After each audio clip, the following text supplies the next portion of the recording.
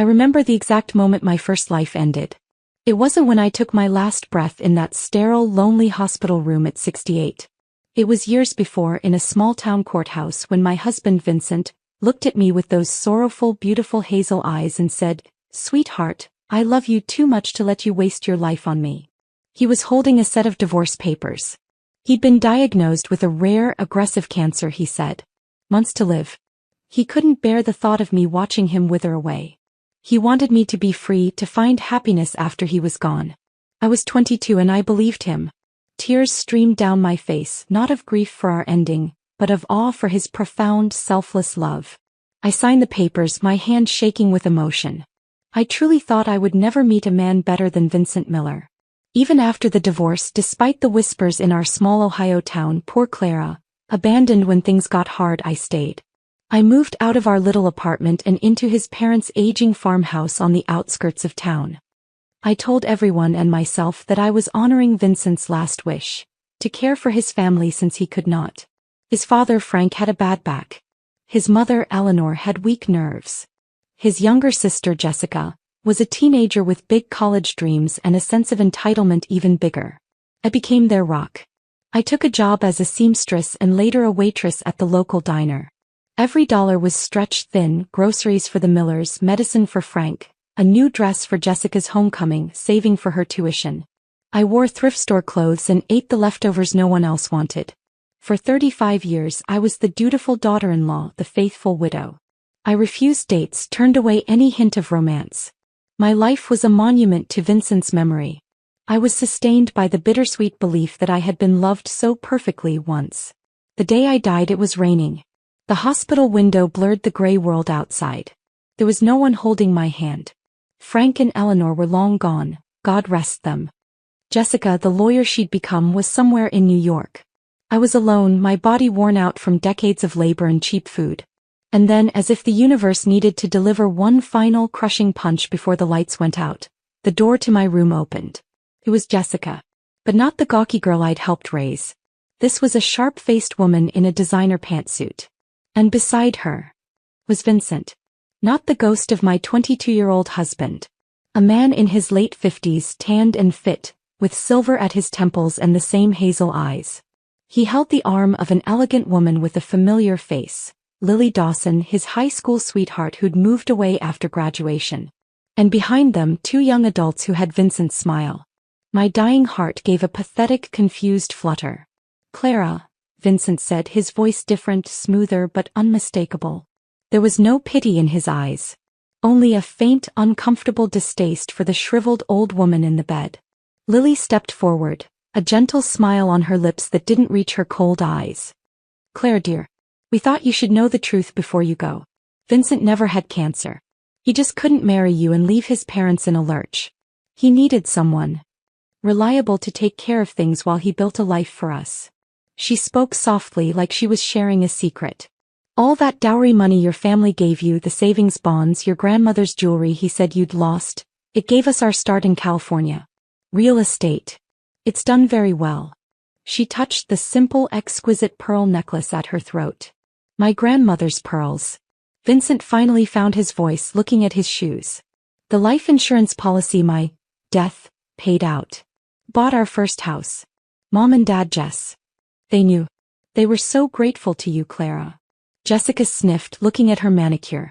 "You were always so good at taking care of things. It's what you were for." He monitor beside me picked up the shift in my heartbeat. Not from illness but from a rage so pure it was incandescent. They'd known. All of them. They'd watched me work myself into an early grave, living on scraps of affection and lies, while they lived full, rich lives funded by my love, my labor, my inheritance. Vincent looked at the spiking monitor, then back at my face.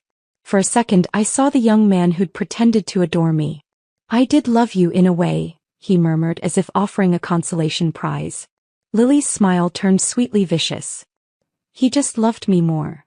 The world simply faded to silence as everything went still around me, and the first sound of my second life was a voice. "Clara honey, you ready?" I blinked. Sunlight. Not the sterile hospital light, but warm, dusty courthouse sunlight. I was standing on the steps of the Shelby County Courthouse. Vincent, young, heartbreakingly handsome with that perfectly practiced look of tragic devotion, was holding my hands. The divorce papers were folded in his coat pocket. This was the moment. The exact moment after I'd signed them, when he was delivering his parting soliloquy. In my previous life I had thrown my arms around him, sobbing that I would wait for him forever. Now I felt the weight of decades of memory settle into my 22-year-old bones. The exhaustion, the hunger, the humiliation, the icy loneliness of that deathbed. I looked at his beloved face and saw the stranger who had condemned me to a life of servitude. "Clara," he prompted, concern knitting his brow. "I know this is hard. But it's for the best. You have to walk away and never look back. Promise me." I took a deep, shuddering breath. The air smelled of cut grass and diesel from a passing bus. It smelled like freedom. I pulled my hands from his. My voice, when it came, was calm, eerily steady. "Don't worry, Vincent," I said. "I won't look back." The confusion that flickered in his eyes was the first truly genuine emotion I'd seen from him in 2 lifetimes. I turned, my heels clicking on the stone steps, and walked away without a single tear. I had a dowry to reclaim and a life to steal back. I went straight to the little house we'd rented, a shabby but sweet place I'd poured my heart into. Vincent, in his performance of a dying man, had moved back to his parents' farm for care.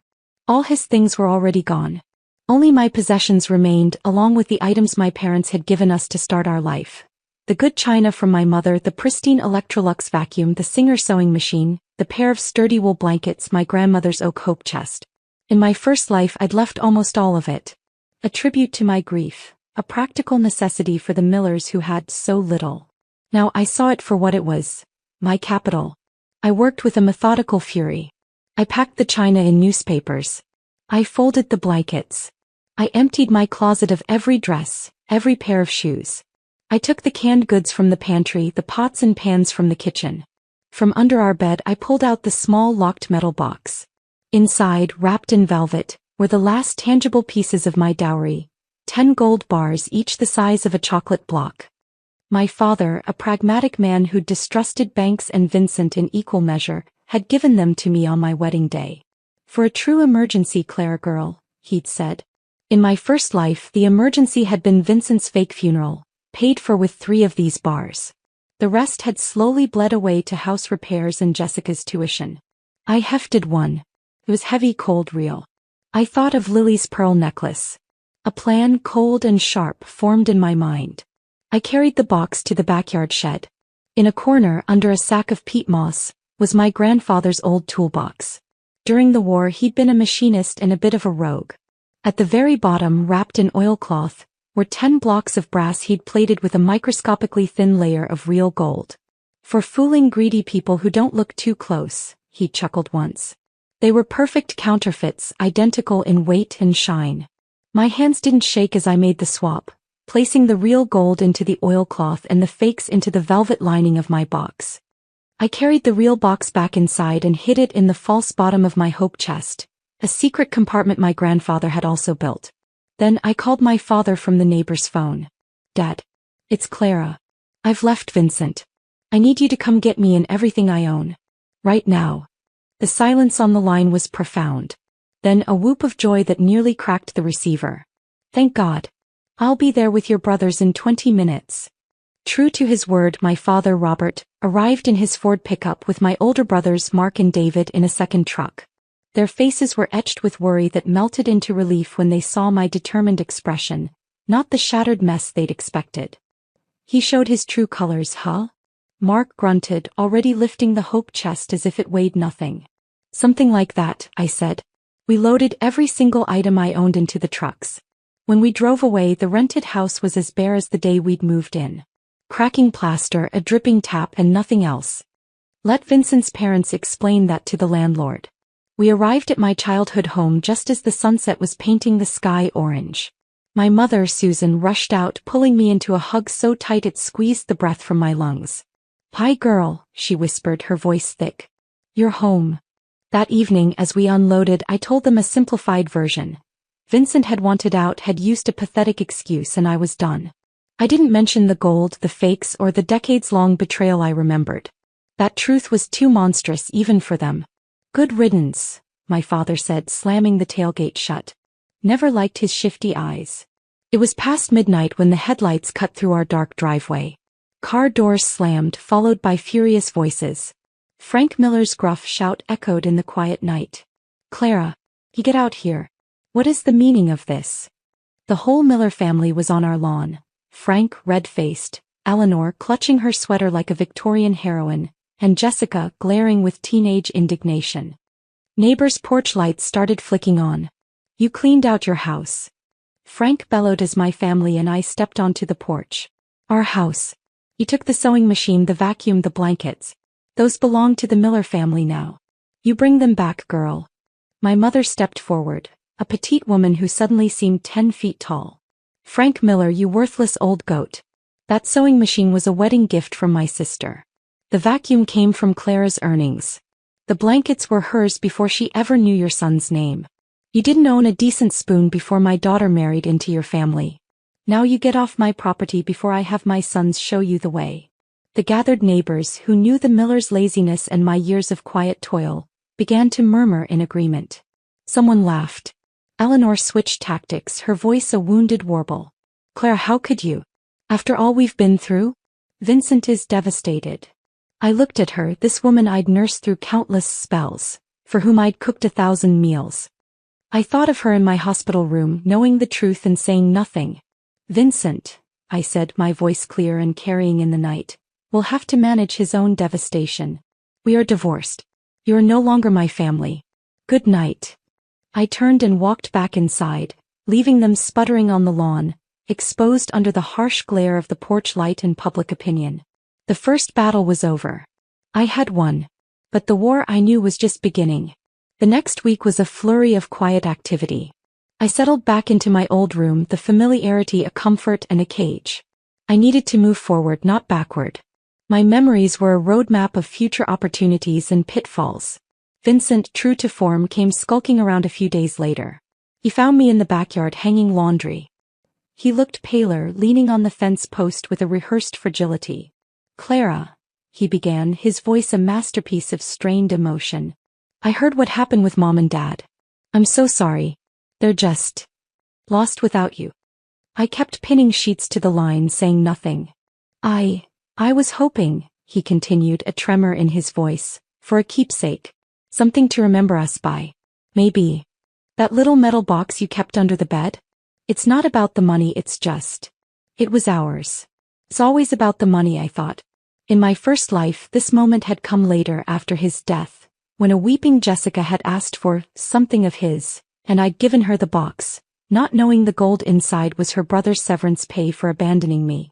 I turned to him, a bland smile on my face. "Of course, Vincent. A keepsake."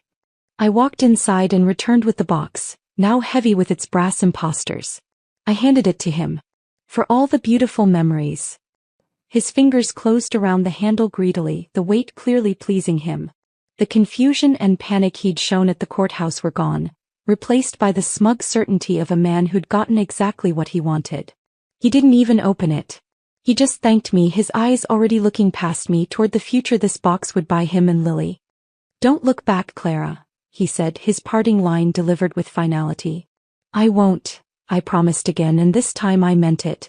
With Vincent gone, likely to run straight to Lily to plan their escape, I could focus. I called a family meeting in our living room. My parents, Mark and David, and their wives.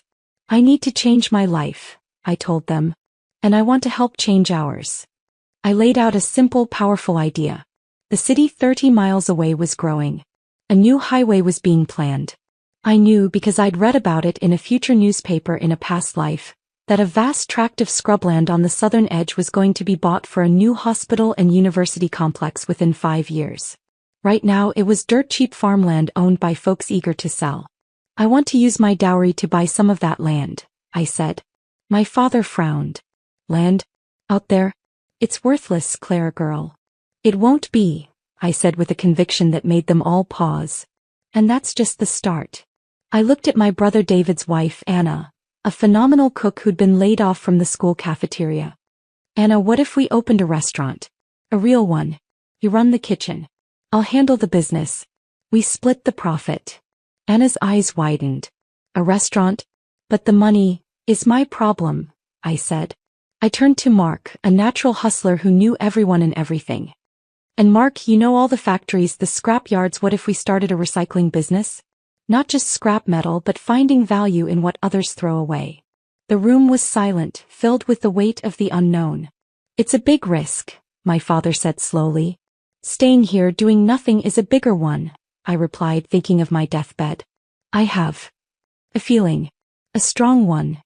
My family, though skeptical, loved me. They saw a fire in me they'd never seen before, not even grief. It was determination. Within a month, using one gold bar converted to cash, we put a down payment on 20 acres of that worthless scrubland. The paperwork was dizzying, but I signed my new name, Clara Wilson, my maiden name, with a steady hand. Simultaneously, I found a small, shuttered diner for rent near a growing factory district. With another portion of the gold, I bought the lease and the equipment. Anna's Kitchen was born. Her meatloaf and peach cobbler became legend before we even hung the sign. The scrap business was harder, grittier. But Mark had the touch. He began brokering deals for paper, cardboard, and metal.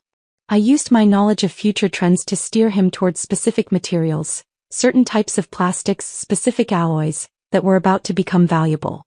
One afternoon, while I was painting the trim at the diner, a shadow fell across the doorway. It was Jessica Miller. She looked older than her 17 years, her face pinched with resentment. You ruined everything, she hissed. I set down my paintbrush. Did I? We had to sell the tractor.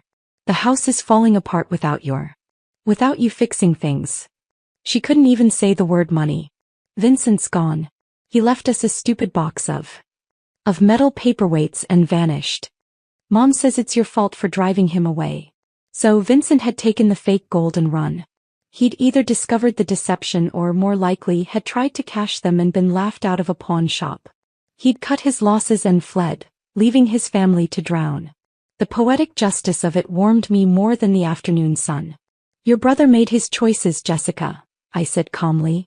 Just like you can make yours. You're smart. Focus on school. Get a scholarship. Get out. She stared at me, hatred and something like desperate confusion in her eyes. You're cruel. No, I said, picking up my brush again. I'm free. And you should want to be too. She stormed off, but the seed was planted. The perfect, comfortable system they'd built around my labor had collapsed.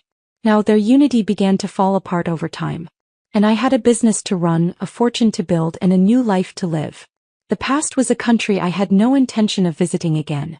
5 years passed in a whirlwind of work and quiet triumph. Anna's Kitchen was a roaring success. We expanded, opening a second, fancier location downtown called the Oak Room, where Anna's culinary genius truly shone. My land investment became the talk of the family and the town, when the city announced the purchase of the entire southern tract for the new Mercy General Hospital. Our 20 acres were suddenly worth 50 times what we paid. We sold half, reinvesting the profits, and kept the rest, its value climbing by the day. Wilson Recycling, run by Mark, grew into a small empire. We were no longer just scrappers. We were brokers, consultants, pioneers in a field most people still saw as dirty work. I used my knowledge to avoid the pitfalls I remembered from my first life: bad partnerships, market gluts.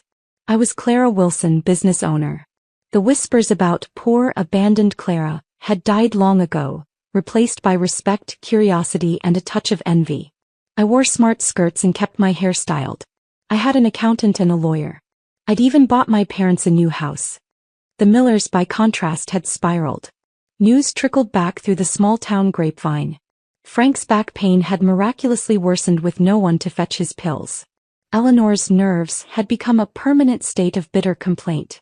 They'd lost the farm to debt and moved into a dilapidated rental in town. Jessica was the wild card. She'd taken my advice in the most twisted way possible.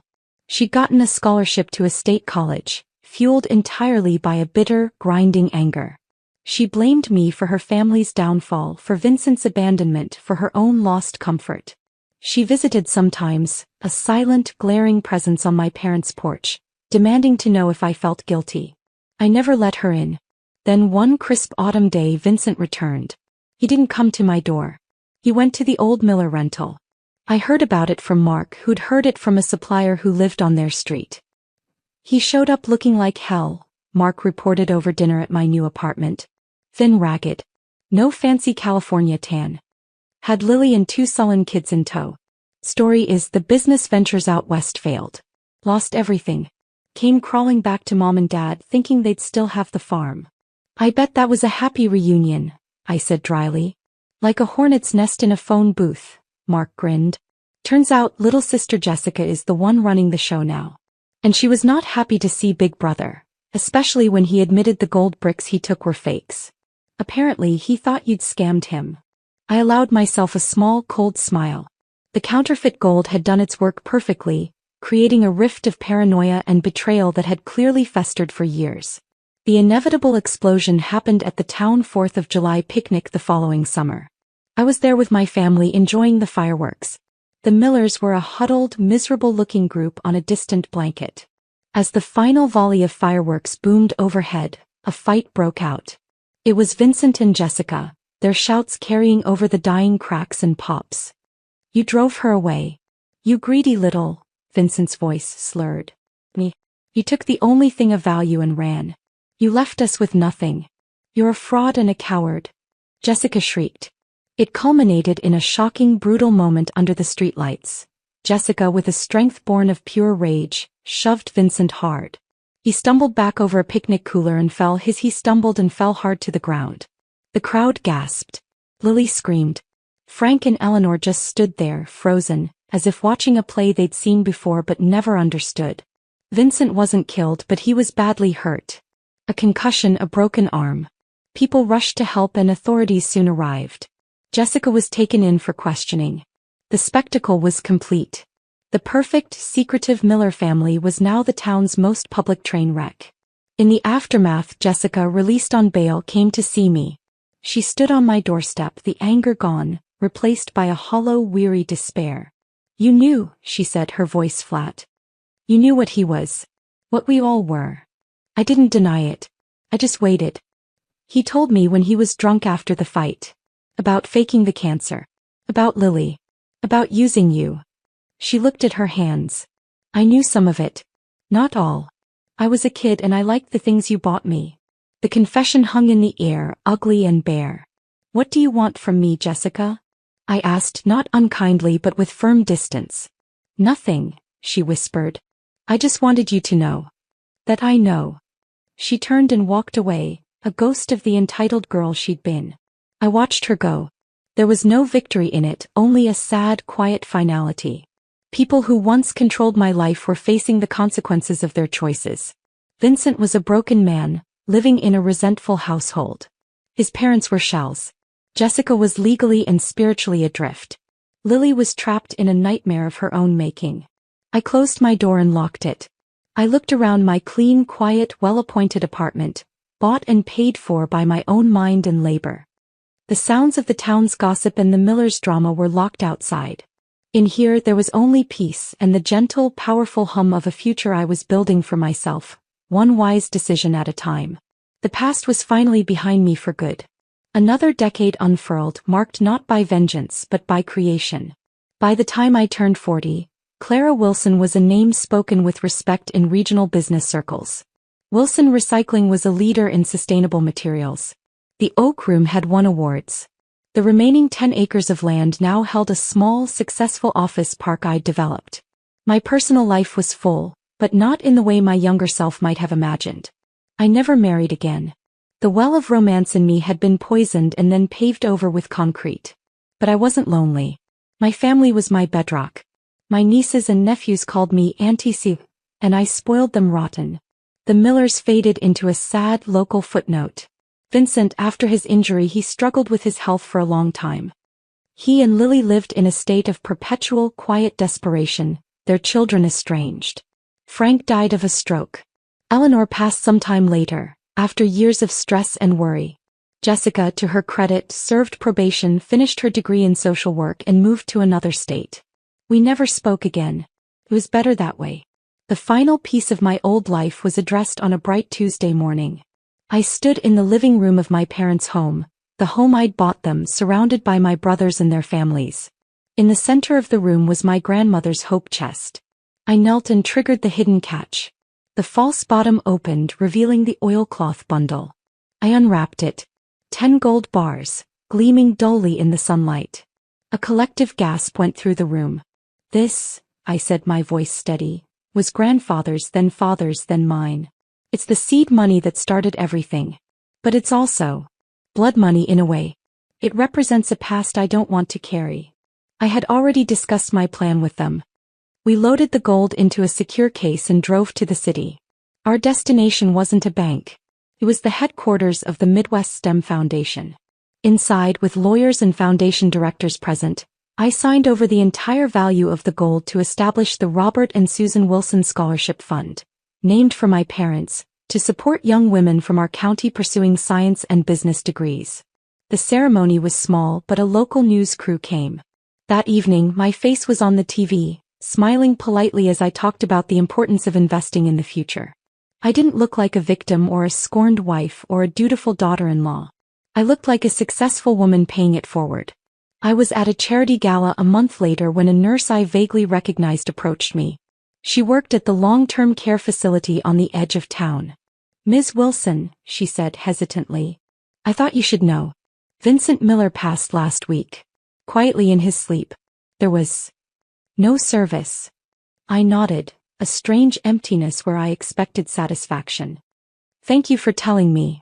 Later, on a trip to New York with my parents and my brother's family, we were walking through Central Park. My youngest niece, Sophia, a bright-eyed girl of 7, tugged my hand. "Aunt Clara, look." 2 elderly, shabbily dressed people were sitting on a bench, sharing a single hot dog. As we passed, their eyes, faded, milky blue, locked onto my face. Recognition, then a wash of shame and regret so profound it was almost tangible, flooded their features. It was Lily and a man I barely recognized as Vincent's brother, who had drifted into their orbit of misery. They didn't speak, just stared as if seeing a ghost from a life of plenty they'd thrown away. Sophia, her heart as pure as mine once was, ran over before I could stop her and pressed a $20 bill and her untouched bag of pastries into Lily's hand.